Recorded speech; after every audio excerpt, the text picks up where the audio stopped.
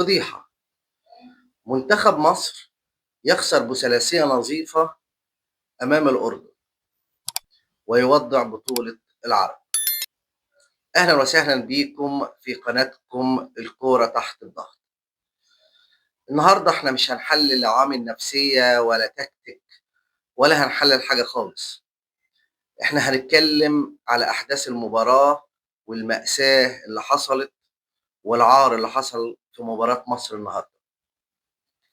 النهارده منتخب مصر الثاني كان بيلاعب الأردن، وده كان الماتش رقم 3 في المجموعة.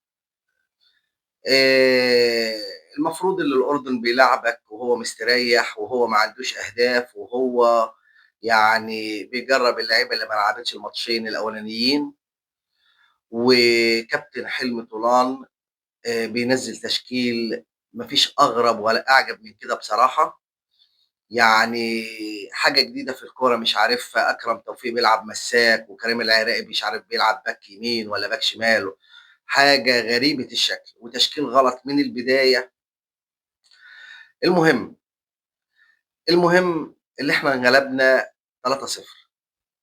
طيب موقفنا في المجموعة من 3 ماتشات، عندنا نقطتين وهدفين وعلينا 5 أهداف. دي المحصلة اللي احنا طلعنا بيها. والمحصلة الكبيرة بقى والخيبة الكبيرة بقى اللي احنا خسرنا 3-0 من الأردن، وخسرنا بفضيحة، وكنت ممكن تخسر أكتر من كده. طيب خسرت ليه؟ رقم واحد، اللي احنا بندي المنتخب بتاعنا لمدرب كبير في السن، ما عندوش لا دوافع ولا أهداف. راجل بقى، يعني مع احترامي الشديد لكابتن حلمي، والله هو كابتن محترم ومؤدب، بس يا جماعة الكورة ما فيهاش احترام ولا أدب. يعني الكورة احنا امتى بقى هندي الكفاءات بتاعتنا وهندخل الشباب في المنظومة بتاعتنا في الرياضة؟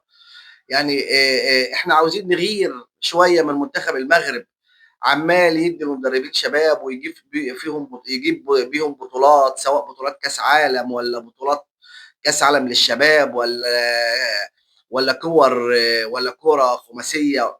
حاجة في منتهى الغرابة، والله الواحد ما عارف يقول ايه. تاني حاجة، الكابتن حلمي اختياراته للاعيبة كتير في المنتخب مش كويسة. تالت حاجة، اللي فيه أندية ما رضتش تدي المنتخب لاعيبة من عندها.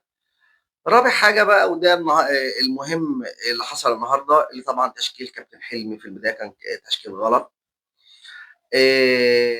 نزلت وانت متلخبط، نزلت وانت ما عندكش أهداف عشان تكسب، بالرغم انت المفروض عندك فرصة كبيرة وفرصة ذهبية. هتفوز بأي نتيجة هتصعد، والمنتخب اللي قدامك منتخب مريح. لا العكس، هم الأردن اللي مش محتاجة الماتش نزلت عندها دوافع، وانت حضرتك اللي عندك دوافع نزلت ما فزتش. منطق غريب والله في كرة القدم النهارده من المنتخب المصري يعني. كانت النتيجة طبعا اللي انت انهزمت وودعت البطولة. هو ده اللي حصل النهارده.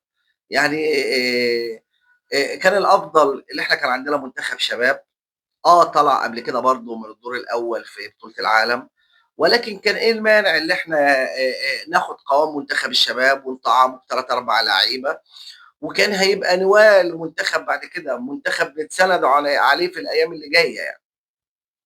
ولكن لله الامر من قبل ومن بعد، يعني ما عندناش تخطيط والله. يعني انا شايف اللي احنا بلا اي تخطيط، احنا نازلين الماتش بعشوائيه شديده ورايحين البطوله بعشوائيه شديده.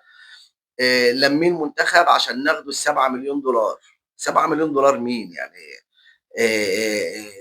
في مجموعه، يعني بتجيب نقطتين في مجموعه فيها الكويت الارجنتيني والامارات الفرنسي والاردن البرازيلي، وبتجيب نقطتين بهدفين منهم هدف بلانتي. طب والله فاضل ايه تاني يعني؟ حاجه غريبه يعني.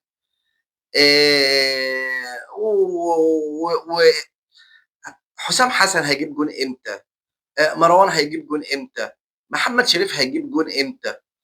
حاجه ملهاش علاقه بكره القدم.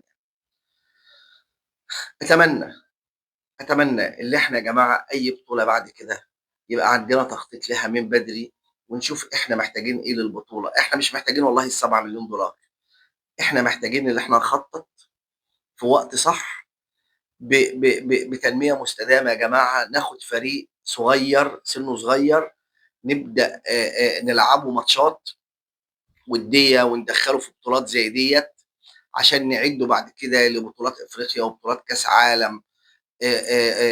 يعني عايزين يبقى عندنا فريق شكله حلو شوية. في الآخر عوّدتكم في قناتكم اللي إحنا بنعمل تقييم لكل اللعيبة. محمد بسام 1، يحيى زكريا 2، ياسين مرعي 1، الونش 1، كريم العراقي 2، أكرم توفيق 5، غنام محمد 2، قفشة 1، إسلام عيسى 3، ميدو جابر 2، مروان حمدي 4، محمد النني 2، مصطفى ميسي 1، حسام حسن 1، علي علوان 1، محمد شريف 1، كابتن حلمي طولان 0. شكرا ليكم وإلى اللقاء، دمتم في رعاية الله. لايك وشير وسبسكرايب، واكتبوا لي في الكومنتات رأيكم في منتخب مصر، ورأيكم في فكرتي اللي احنا نعمل فريق صغير نبدأ بيه إعداد لفريق كبير إن شاء الله. مع السلامة.